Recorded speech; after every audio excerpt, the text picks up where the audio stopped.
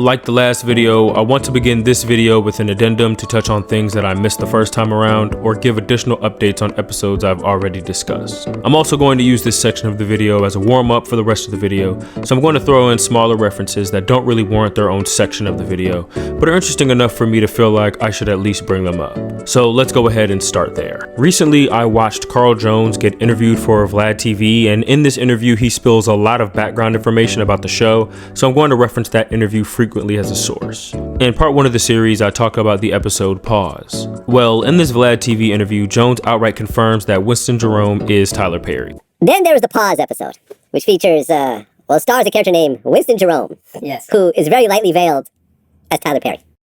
Yes. Winston Jerome is a closeted cross-dressing cult leader whose love of the Christian faith is a mask for his true sexuality. That's the way it was described. Yeah, that's all. It's a fair description. Yes. From what I understand, Tyler Perry was furious over this. Furious.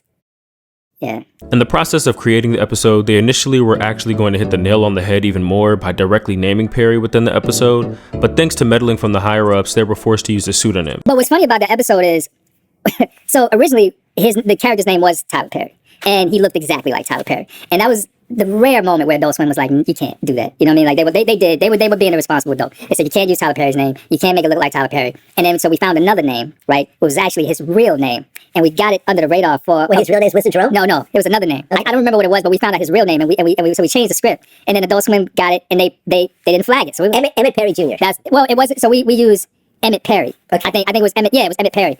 So it got under the radar, and then about 2 weeks later they caught it. Right? And that's when they called us kind of like screaming at us, like, yo, for real, like, no bullshit. Like, you can't do that. Don't try to play no fucking games. Like, you can't. We're like, cool. So we changed it to Winston Jerome. We made him look different.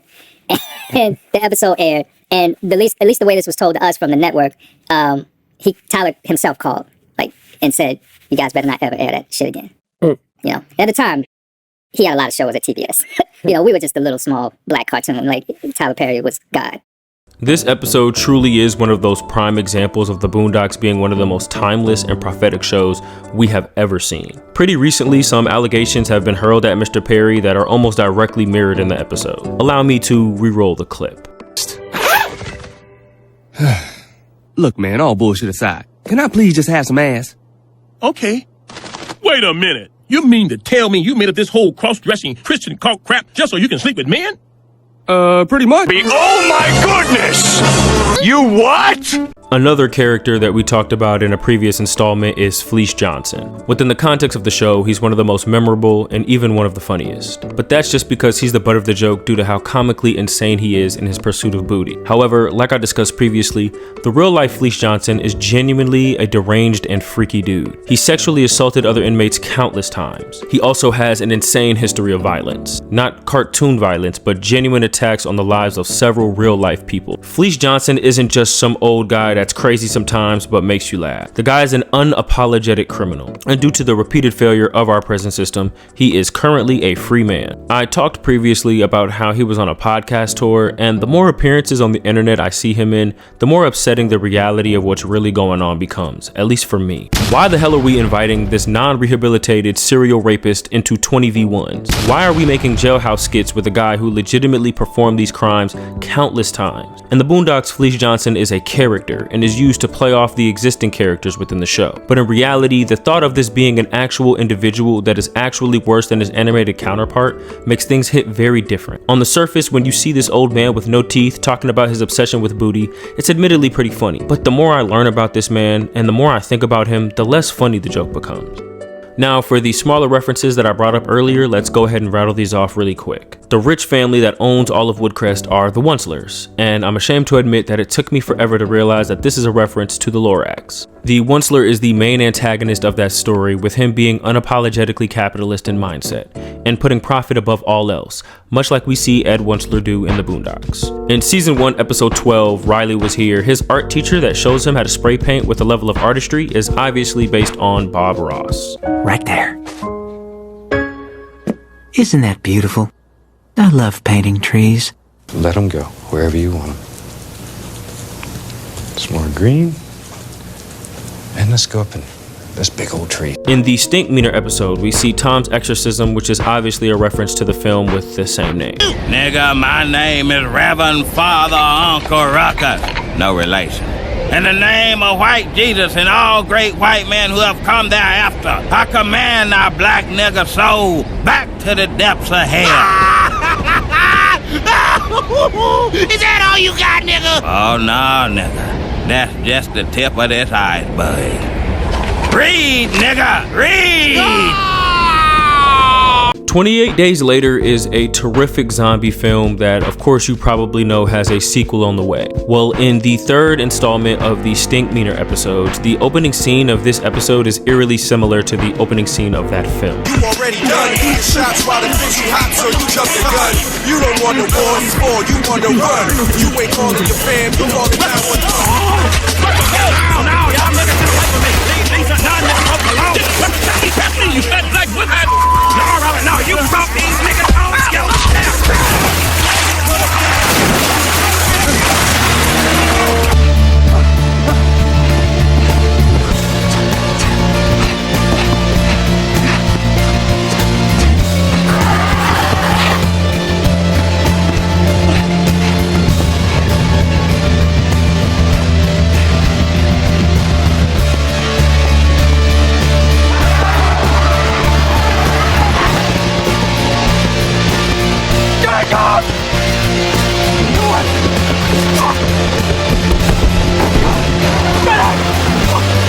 Jen Rummy is one of the best characters on the show and Ed Wensler's best friend. His name is obviously a reference to the card game. He's also voiced by Samuel L. Jackson, who is also in Pulp Fiction. In Season 1, Episode 5, we see an exchange between Rummy and Riley that's basically the same dialogue as Sam Jackson in Pulp Fiction. The absence of evidence is not the evidence of absence. What? Simply because you don't have evidence that something does exist does not mean that you have evidence that something doesn't exist. What? What country you from? What? What ain't no country I ever heard of? They speak English in what? What? English, motherfucker! Do you speak it? Yeah. So you understand the words I'm saying to you? Yeah. Well, what I'm saying is that there are known knowns and that there are known unknowns, but there's also unknown unknowns. Things we don't know that we don't know. What? Say what again? Say what again? I dare you. I double dare you, motherfucker. Say what one more time. What does Marcellus Wallace look like? What? What country you from? What ain't no country I ever heard of? They speak English in what? What? English, motherfucker, do you speak it? Yes. And you know what I'm saying. Describe what Marcellus Wallace looks like. What? Say what again? Say what again? I dare you. I double dare you, motherfucker. Say what one more goddamn time. What? You thought you was the only one who mastered the ancient and deadly art of the nunchaku?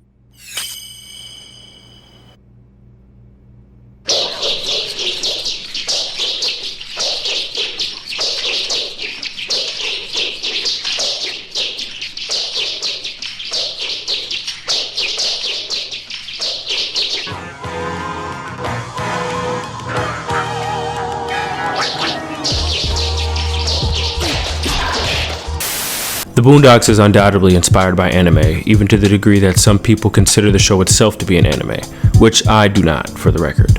But of course, in a show like The Boondocks that's constantly referencing pop culture, and with the creators being fans of anime, littering the show with anime references makes sense. And in pretty much every single instance, it works extremely well. Let's start with my favorite example, a reference to Naruto. This one comes in an episode that we've referenced before, the third installment of the Stink Meaner trilogy. In this episode, we see Stink Meaner's homie spinning the block for him and unloading a crazy beatdown on our protagonist. In the midst of this beatdown, we see a frame-by-frame copy of the combo that we see Orochimaru use when we first encounter him in the Chunin exams.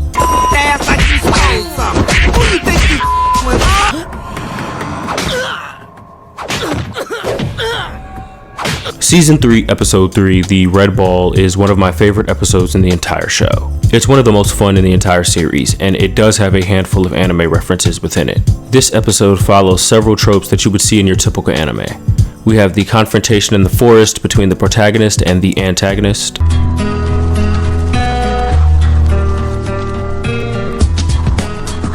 You are the one who quit the game. You must have me mistaken for somebody else. You are a great player. Why did you quit? Why will you not play in the Harmonious Kickball Tournament? What's the matter to you? My name is Ming. I am captain of the Worcester Harmonious Junior Senior Kickball team. Even before I was born, it was decided I would be a champion kickball player. At 3 years old, I was taken to the National Kickball Training Center outside of Beijing. I trained every day and every night to be the best. My grandfather says to control the ball, I must control myself. But just me and the ball alone is no kickball. Out over the opponent, I'm nothing. We must have the ultimate contest to settle once and for all who is the best. Within this episode, we even get to see an anime-esque beam struggle between Huey and the kickball itself.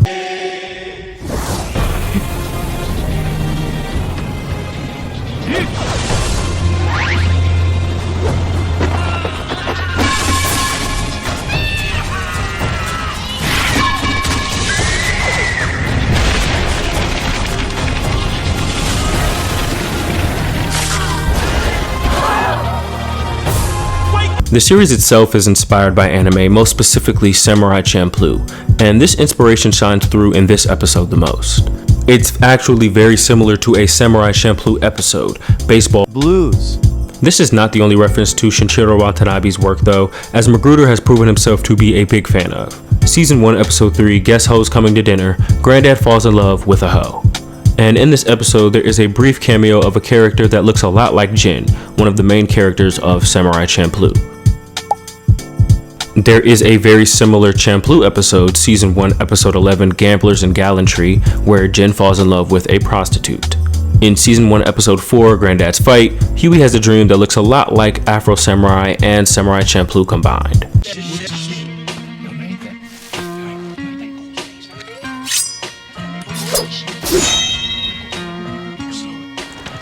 That night, I dreamt of a blind swordsman. This is a terrific scene and it's a wonderful homage. In Season 2, Episode 1, Or Die Trying, there's a fight between Ruckus and Huey that pays tribute to Hakuto no Ken, or Fist of the North Star. The jump kick that they both perform is a direct reference to the Shin and Kenshiro fight. Hey, can you guys wait here a sec? There's something I need to take care of.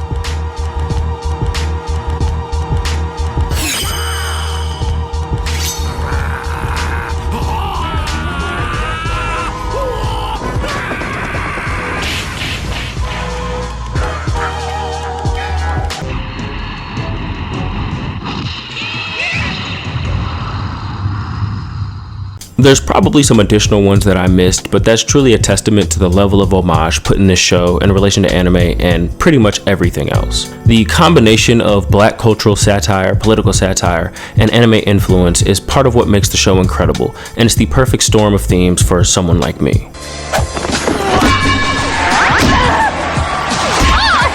My God, I've never seen moves like this before.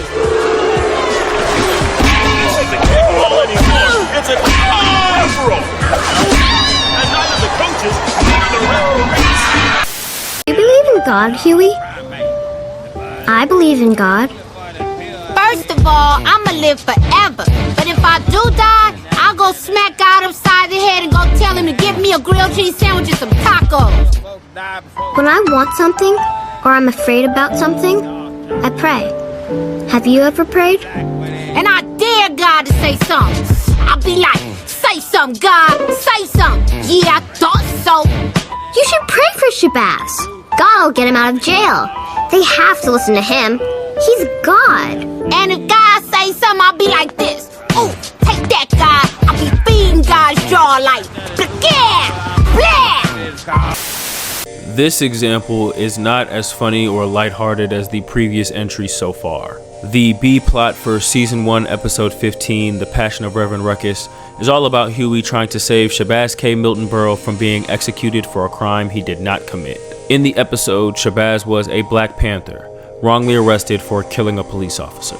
And I just couldn't help but draw parallels to a very similar situation that happened in real life. And it's one of the most high-profile death penalty cases in American history. Mumia Abu-Jamal was a journalist and civil rights activist in Philadelphia, beginning his activism rather young. He was first arrested at age 14 for protesting then presidential candidate George Wallace. By 1968, he was one of the founding members of the Philadelphia chapter of the Black Panthers. Eventually, he moved into his career in journalism, and during this time, he was apparently very critical of the Philadelphia Police Department. He constantly called out police brutality and racial discrimination, not only from the police, but the administration of Mayor Frank Rizzo, who was a former police chief himself.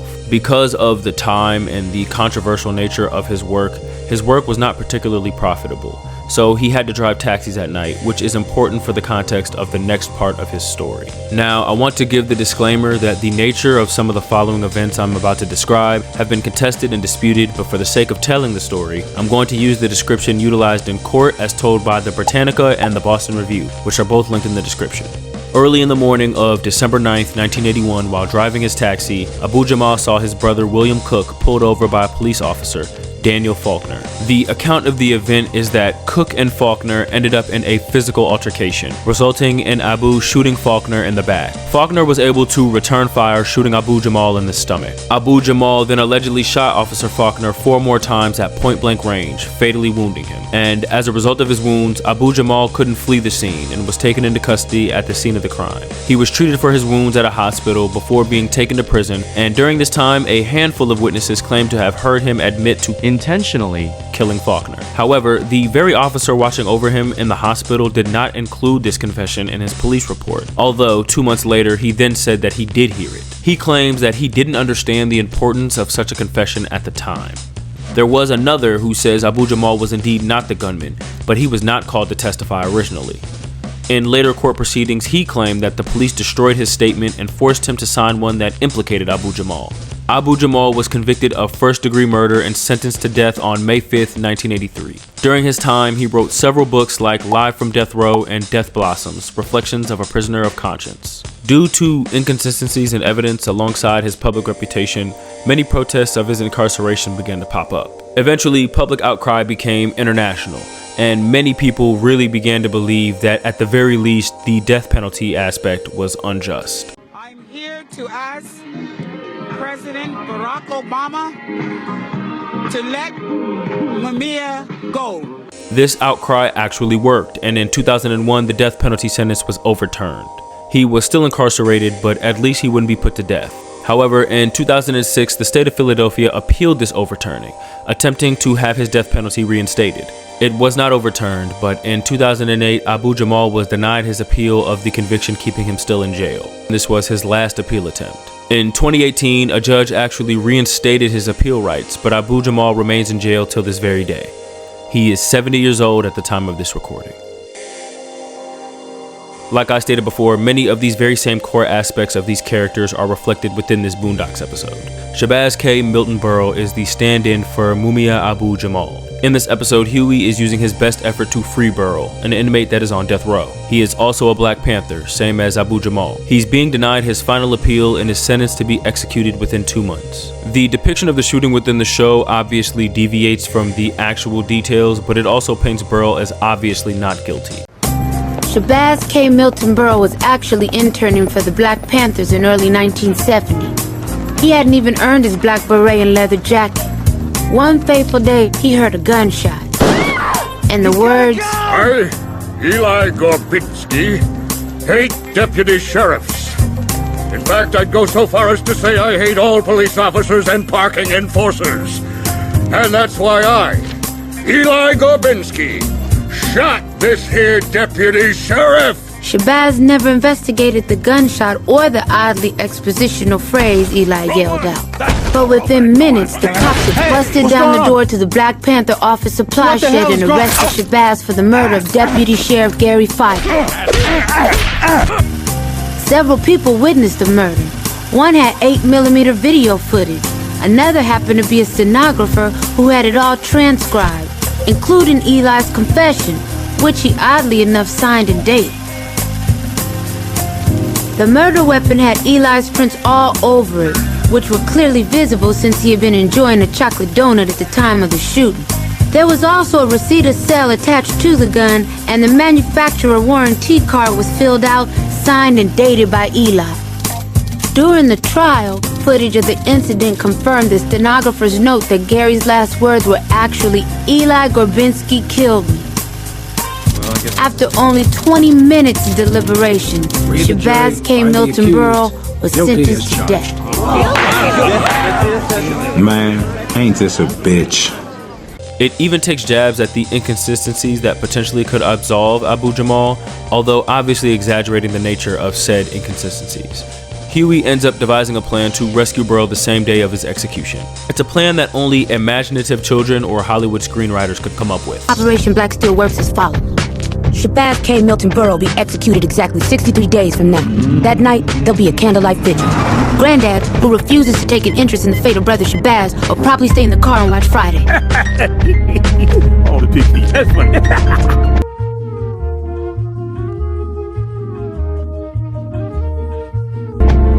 1 hour before brother Shabazz's execution, he will be taken from his cell and brought to the prison hospital where he will receive his final examination. At precisely that time, I'll fake a massive heart attack. Somebody do something! Where's his parents? Kid's dying, man. That's so funny.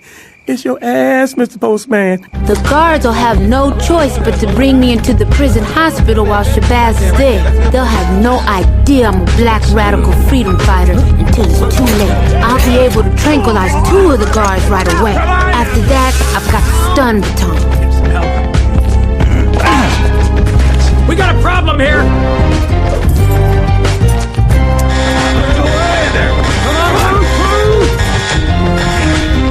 We'll be gone before they even know what hit. What happens then? Then I move to Cuba for the rest of my life. That's assuming I'm not killed in the breakout. Unfortunately, his plan is not able to move forward because Granddad refuses to drive him there in order to attend to the A-plot dealing with Ruckus. Granddad, you promised to take me to the prison and Not tonight. Somebody has to talk some sense into Ruckus. But I'm trying to save my friend. Me too. But I promised him. I gave him my word I'd be there. He's gonna die, and there's nothing you can do about it. You should pray for your friend, Huey. Now, in relation to this section of the video, the A-plot doesn't matter much until the climax of the episode. The A-plot is all about confirmation bias within religion, which in turn bastardizes the message within said religion. Uncle Ruckus leads a group of followers into an anti-black perspective of Christianity.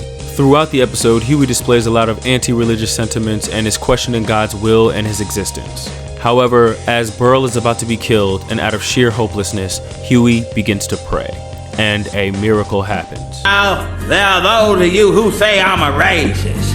There are those of you who say I'm wrong for hating niggas. Well, I call y'all all hypocrites. Cause each and every one of you can name 10 niggas you hate right now if you had to.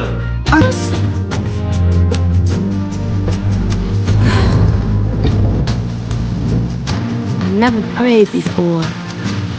I don't even know who I'm praying to.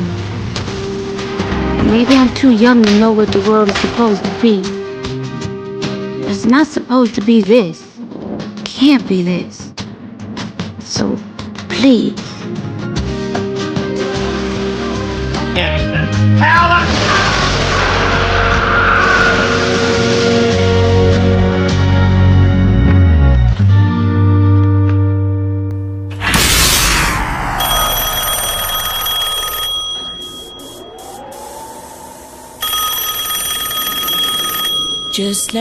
What just happened? Would somebody like to get that? I think it's for me.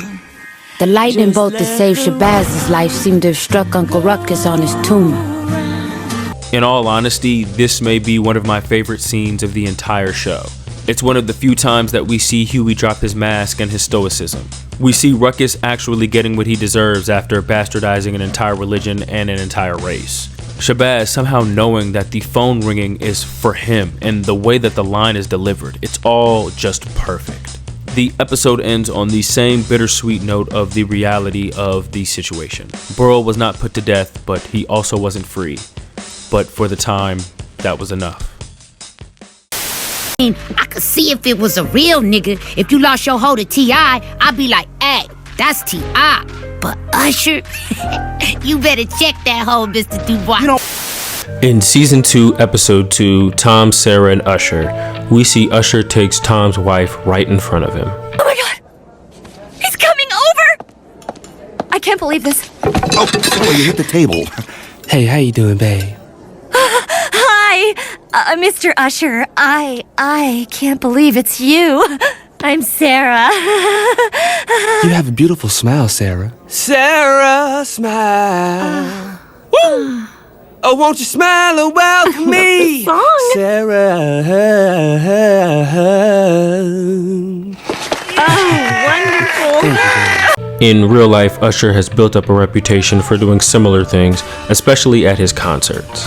The recent incident with Keke Palmer comes to mind, and many people believe that that was the catalyst causing the breakup between her and her then boyfriend, Darius Jackson. Something similar even happened to Carl Jones, who I mentioned earlier, and in the DJ Vlad interview that I mentioned, he really has a hilarious description of it. There's the Usher episode. Now, the Usher episode is actually based on a real situation with you and your ex-wife. Yes. Let's talk about it. Oh man, she's gonna be so mad. I keep telling the story. Now, so we were celebrating another season pickup, right? And so Aaron took everybody out to Mr. Child's. We ordered some food, and we got into this conversation about the R. Kelly episode, right? And she never liked the R. Kelly episode, so she was upset and bothered by it. But we were still finding it funny, and she got really mad at the table and basically protests eating. So like we're at Mr. Child's, now it's all this food sitting around, and she's like sitting there with her arms folded, pissed off about this R. Kelly episode. And so I'm like, man, it's like really, really uncomfortable, you know what I mean? And then Usher walks through the door, and he'll hold the mean change, right? And he happens to sit like a little bit like kind of behind us. And so the rest of the night, like she's like turned around, like trying to like get his attention and smiling and waving and all this kind of stuff. I'm looking crazy. So, you know, and I'm trying to also act like, you know, I don't really care that much. But long story short, we begin to leave the restaurant and we get to the door and I look back and she's at his table. And she's doing this for all of us, like to come back.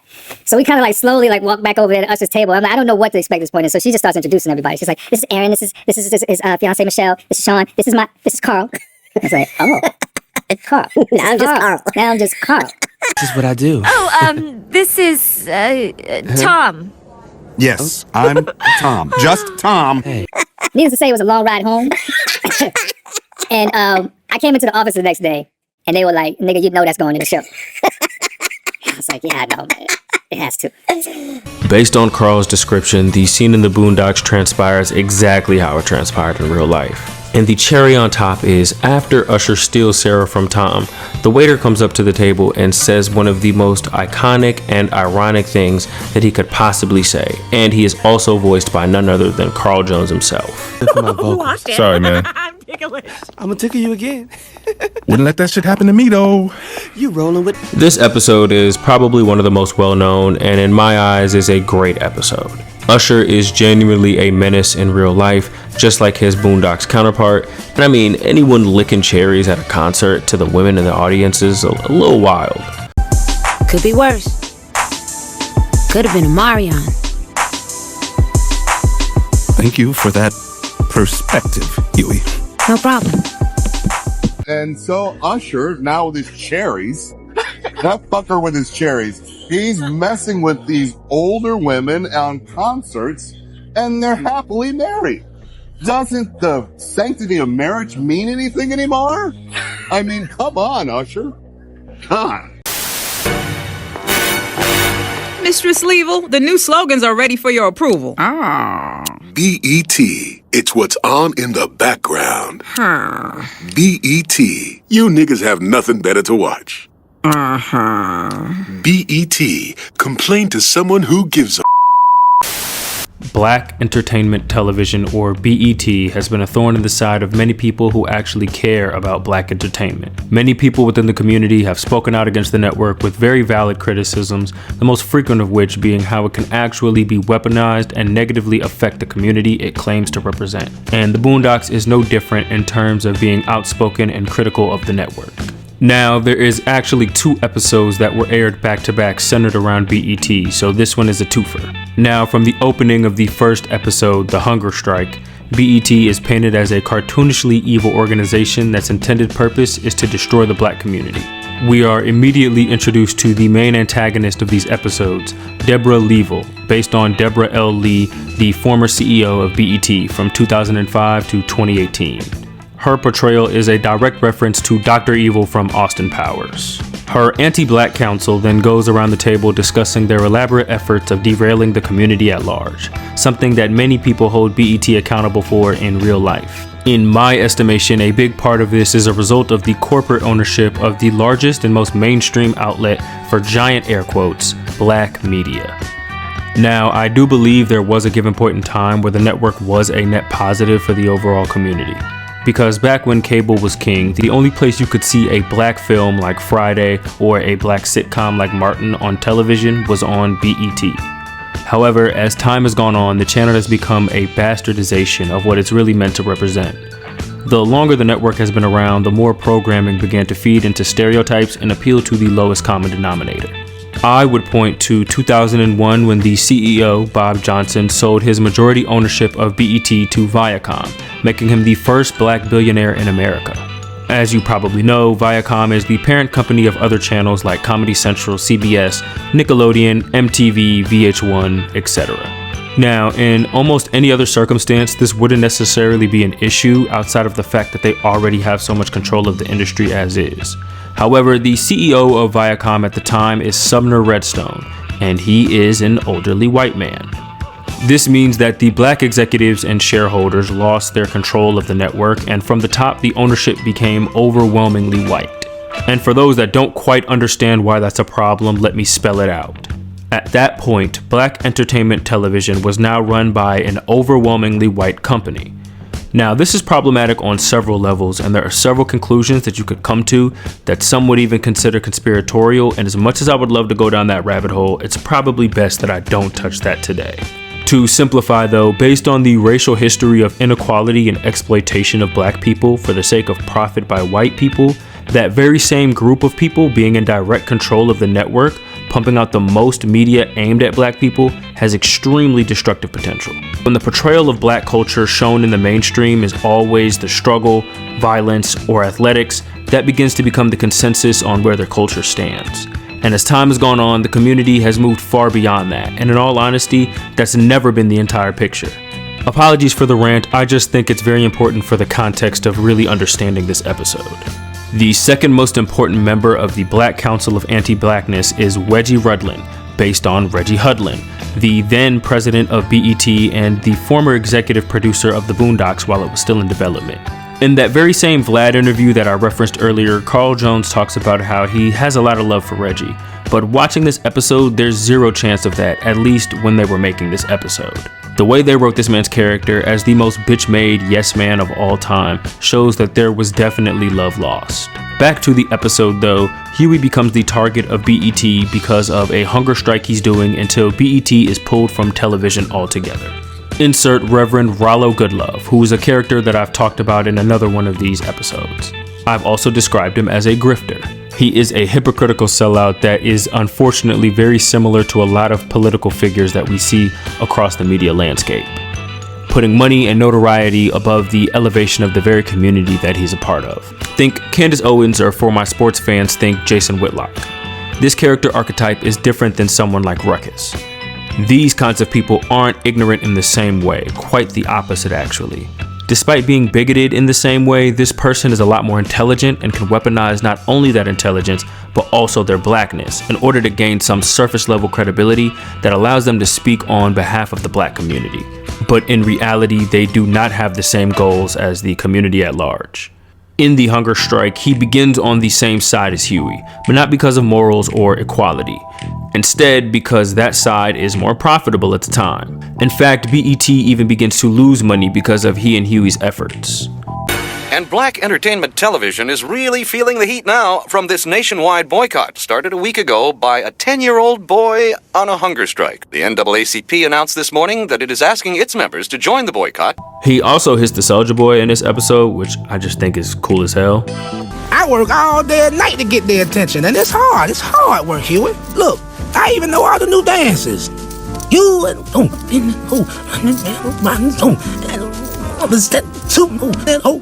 But regardless of his intent, like I said, the boycott that he and Huey were spearheading was working. People started waking up to the fact that BET is in fact evil. However, a video comes out proving how much of a fraud Goodlove actually is. This happens multiple times because he's even later proven to have sold high-interest loans to the poor and desperate, which is overwhelmingly black people. However, because of his slick tongue, each time he's able to justify his hypocrisy. He even initially has Huey fooled. Mind you, Huey has not had a bite of food over the course of days, and Rollo keeps setting him back further and further to having that first morsel of food. And during one of their conversations, Goodluck says something that is the common sentiment within the community that also sets us back collectively.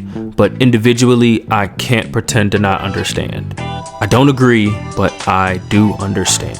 Niggas is just gonna be niggas. So you might as well get that money while you bullshitting. Boy, stop. Boy, just stop. Then go get something to eat. Me and Puffy haven't done that at the chateau. We also get this rare wholesome moment between Huey and Granddad as Huey finally breaks his fast at the end of the episode. Granddad, what do you do when you can't do nothing, but there's nothing you can do? You do what you can. At the end of this episode, we also find out that BET is giving Ruckus a reality show, which segues us into the following episode, the Ruckus reality show. Not everyone is in support of the boycott. Listen to what this BET supporter had to say. Every time a black baby is born, I'd give him a plasma TV and one channel, BET. Slap it right on the ceiling over the crib. By the time that nigga's 12, he'll be watching it in jail. Ha ha ha! BET forever! BET! Boom-ba-ya! BET! Boom-ba-ya! That's the kind of language they understand. Surprised you guys haven't given him a show. This episode is essentially just more of Ruckus being exactly who we know him to be, and includes one of the most viral sound bites from the show after Ruckus takes his ancestry test. Here it is. My test results. Can you hear my heart beating? Oh, the white man's science is amazing, ain't it? Oh, no.